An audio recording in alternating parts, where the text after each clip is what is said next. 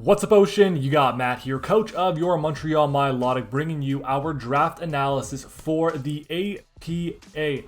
We are back, and we are finally in the main league of the APA. For the longest time, we've been participating in APA Academy. I know a lot of people use this to measure up where they are in the community in terms of, I guess, success, notoriety in the draft league format. And we are finally here in the main division. We're doing something interesting, though, this time around. It is not going to be your standard draft.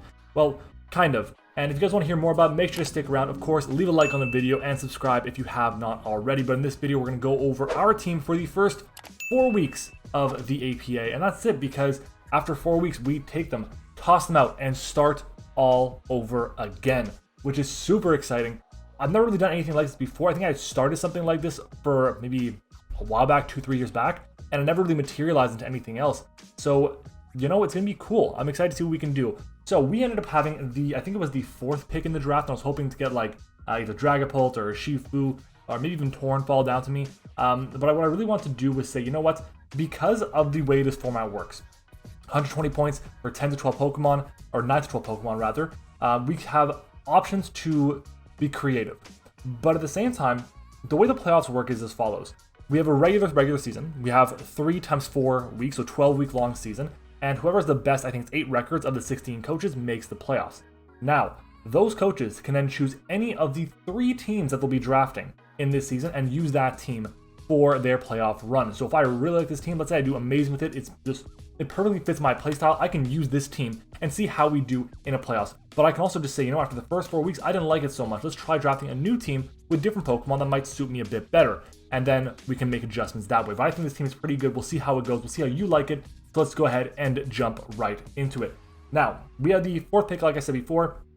I'm getting some pretty good luck with my draft picks outside of, I think, Bibble, which, again, not the end of the world. But we're going to go ahead and start off with our first Mon being... Where is it? Where is it? That's the wrong thing. I'm clicking the wrong thing. Come on, can I go to the right thing? There we go. Mew. It took me long to do it, but there we go. We have the Mew. Now, Mew at 18 points is phenomenal. I think 19 points was the cut. No, it was 18 points was the cutoff, which is still really solid for Mew. It is probably the 3rd or 4th best Pokemon in the format. It can do basically anything. And if you're in a situation where Mew is going to be, I guess, locked into doing quite a few things, it's not going to do well for itself. But Mew, on my team at least, I feel like can have a lot of freedom to do quite a few different things. There's so many different sets. There's Dragon Dance, there's Calm Mind, there's Cosmic Power for setup sets. There's the Taunt Stall Breaker set, which is actually amazing. Probably the best set for Mew to be running, period.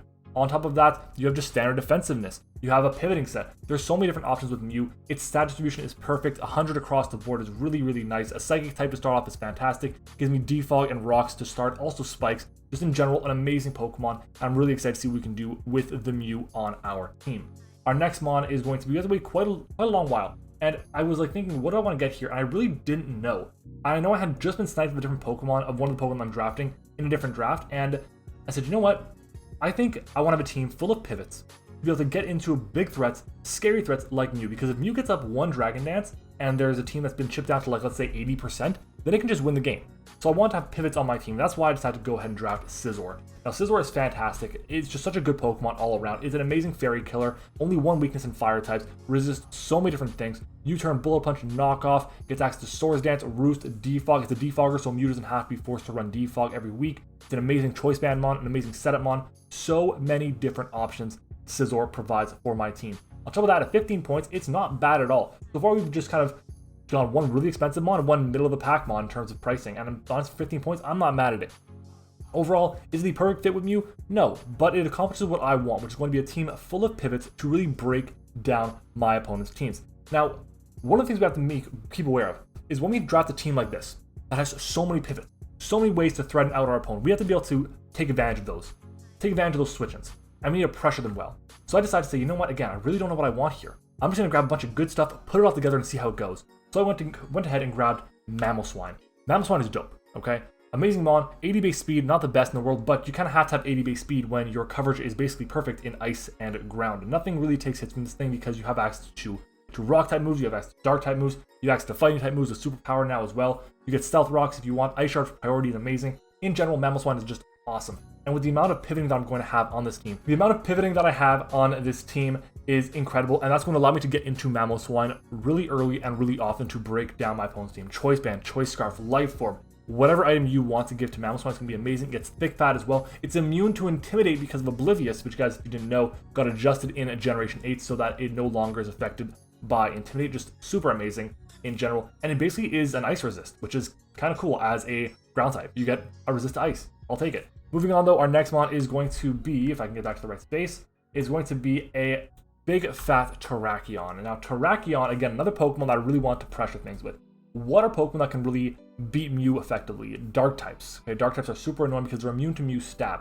On top of that, I felt like I just needed a good speed tier and another good Pokemon that can just switch in and overwhelm things. Right now, my physical offense is insane. One-way base speed, a great reliable rocker, Stone Edge, Earthquake, Close Combat, access to Rock Blast. You guys know I love me some Rock Blast. Mega Horn, Poison Jab, Iron Head for Fairies. Just really good coverage. On top of that, it gets access to setup on both ways, being the what is called the Rock Polish and the Swords Dance, which are both fantastic options. If I can get both up, it'll just be game over. This Pokemon's insane. It's basically as hard as Mammal Swine, if not a bit harder. I think it's 135 in the attack stat. And at this point, no physical wall is going to be able to take hits from many different things. People are going to draft multiple physical walls, but none that are going to be able to take the hits from both Mammo and Terrakion and the Scizor on top of that. It's going to be really difficult for my opponents to deal with. Great Pokemon, one-way base speed helps out a lot because it bridges the speed gap between Mew and the faster Pokemon in the format. It's not going to be my fastest mon, but I think it's my second fastest, which is not necessarily a good thing, but still in general, decent all around. I like Terrakion a lot. I've used it before, and I'm hoping to have more success with it as we continue.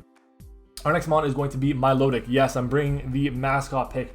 For the first time, I think this is the first time on YouTube I've ever drafted Milotic, and I'm excited for it. I wanted to draft something like Vaporeon or Milo here, just because I wanted a water type with momentum, but I felt like having something that just did not die was going to be a bit better than something that could pass wishes around. My team is nice, but it's not like, it's bulky offense, but it prefers to have just ways to get in consistently, and I think Milo does that a lot more than Vaporeon does. Milo is basically a physical wall and a special wall all rolled up into one. Yes, it doesn't have the immunity in Water Absorb, but it still gets Flip Turn, still gets Scald, Ice Beam, setup moves, gets access to a ton of coverage, and I feel like having the opportunity for Milo to just come in, Flip Turn around, be annoying, have its amazing special attacks that just power through things, it's going to be really nice. It's access to Haze too, which is super good. I believe it's Dragon Tail as well, so in general, just a Pokemon I really want to go ahead and use often, as many times as I can, because it is my mascot, of course, and hopefully we can have this thing and just be an absolute amazing Pokemon for our team. Because again, this is the first time I'm drafting it in what feels to be, I don't know, a long time, because I have the sun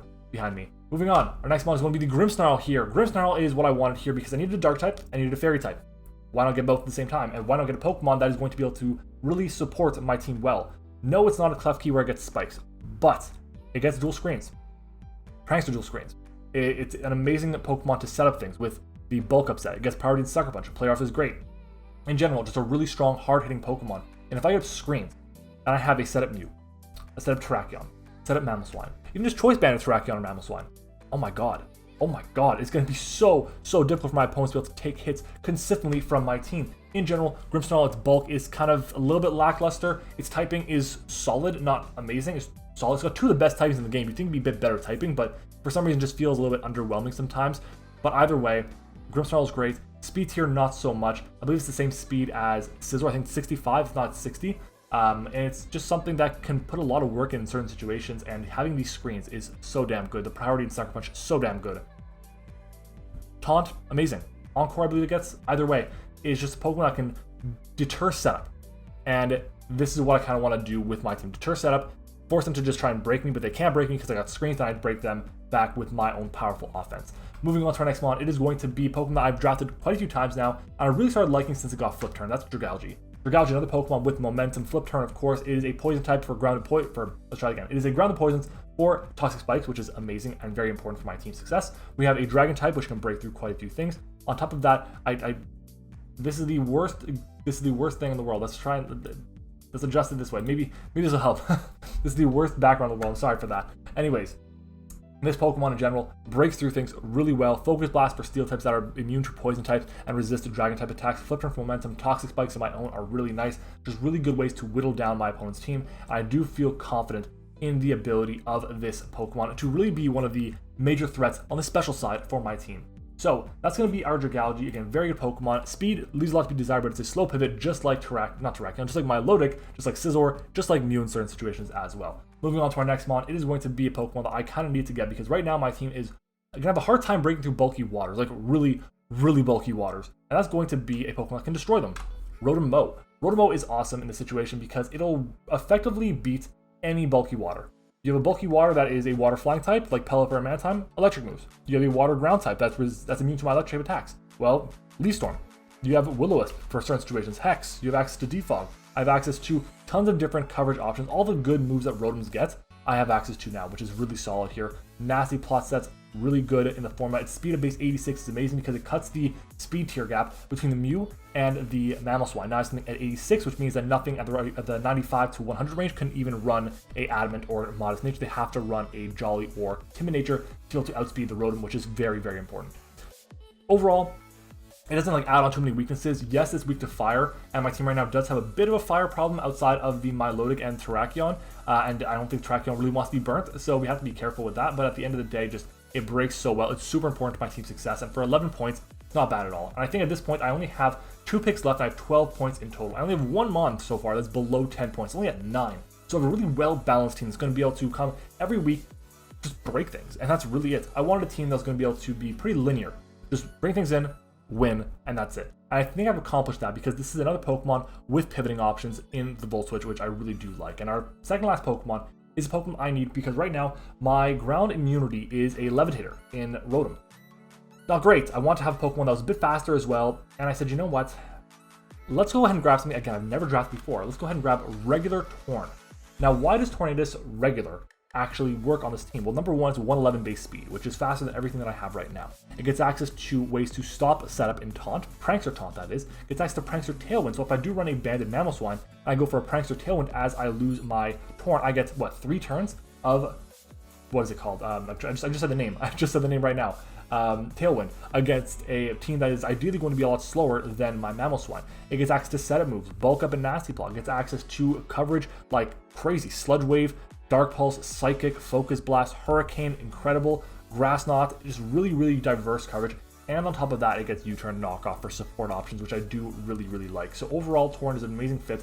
Gives me a ground immunity that is just ground immunity based on type and not on ability, which is nice for something like an Excadrill, which at this point would like destroy my team. So yeah, we gotta be careful with that. Anyways, that's gonna be our Tornadus here. And now at this point, my team has what? We have 1, 2 rockers, 3 rockers with the Mew. We have a couple options for Defog in the Rotom-Mow, the Torn, also with Scizor and the Mew. But I want to have options for more hazard. You know, I really tried to get like a nice background for the back and just isn't working out. Anyways, like I was saying, I want to have more options for hazards, but also something that can just take hits. And for 1 point, it needs to be a decent mon. It just needs to be decent. And that's why we decided to end up going with a Pokemon that you guys see me draft very often. That's going to be Shelmet. Now, Shelmet at 1 point is a steal. It's just a Pokemon that can do kind of whatever I need it to. It can take a hit from ground types, take a hit from fighting types, can pivot out with Baton Pass, gets access to Spikes and Toxic Spikes, gets access to Recover, can't be crit. There's tons of different options for it. And at the end of the day, it's a Pokemon that I feel comfortable bringing if I need to. And that's good. For a 1-pointer, if you feel comfortable bringing it if needed, then that's really all you can ask for. So Shelmet is going to be my final Pokemon on this team. We have a team of, I believe it's 11 Pokemon, 10 Pokemon, 2, 4, 6, 8, 10 Pokemon, and hopefully this team can put in the work for us. If it is going to be very good, then we're going to be using this team quite a bit. We're going to be using it for the 4 weeks, then ideally in playoffs. If it's not so good, then we're probably going to be dropping it after week 4 and picking up a different team. But yeah, that's the success and the goals we're reaching for. We're trying to have a good team that can make playoffs and then choose a team that's going to be amazing for us in the playoff race. Guys, if you enjoyed this video, do me a favor, leave a like on the video, comment your thoughts on the team down below, make sure to subscribe to the channel too. There's a pastebin, I want to say pastebin, there's a link for every single coach in the APA down in the description. And we're going to be back for week number 1, which will be a week from today. So guys, thank you for watching, hope you enjoyed, and I'll see you all next time.